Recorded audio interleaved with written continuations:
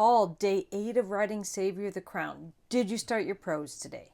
I did not start my prose today. What were you working on instead? Stuff. Stuff. Secret stuff that we can't share? Secret. Well, I was finishing off stuff for Victory of the Crown so that I can feed stuff in, and I had to go back into Savior of the Crown and tweak a few things just to make mention of them. We were doing some finalizing on Temple General as well. Yep. There's always lots to do in the lead up to releasing a book. There is. Now, here you are planning out books 35 and 36 that you've written in the past 8 years. How in the world do you come up with so many ideas? A variety of places. I like to watch old movies, even cheesy ones. Sometimes have a gem of wisdom to pluck from. You know, there's no new plots, just new combinations of events.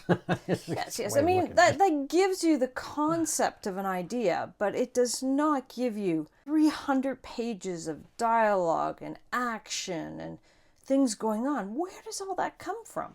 I think because I've been running role-playing games for so long, I'm used to making up plot lines and coming up with story concepts. But it really, when it comes to writing books, it comes down to the characters. And sometimes I just know the characters so well that they suggest a certain course of action based on the character, what the character would do. Have they ever suggested something that you never planned in your outline? Yeah, quite a few times. How much do you change your outlines as you're writing? How much do you stick to the outline and how much do you divert from the outline? So the basic outline always remains the same. That is to say, the story will always end the same way.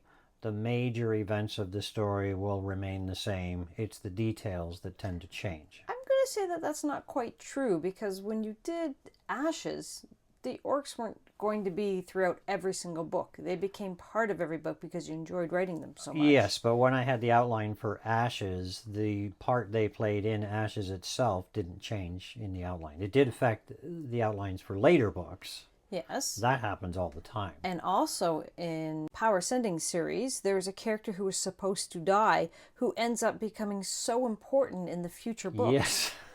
So you don't necessarily stick to the end of the outline. No, I mean, just in really big terms. If you were to give a 2-sentence description of what happens in the book, that doesn't change. Okay. Right? It still ends up the same way. The characters end up in the same place at the end. Sometimes there's additional characters or other characters become more important to the story, but the overall plot thread of the book remains the same. Very often, though, what'll happen is along the way, I'll have to tweak the last act in particular because I've just had so much fun writing these characters that I want to give them something to do, or perhaps they suggest something to do based on what's occurring in the story. So your characters run amok with your storyline almost all the time? I don't know if I'd say all the time, but maybe 50% of the time, yeah.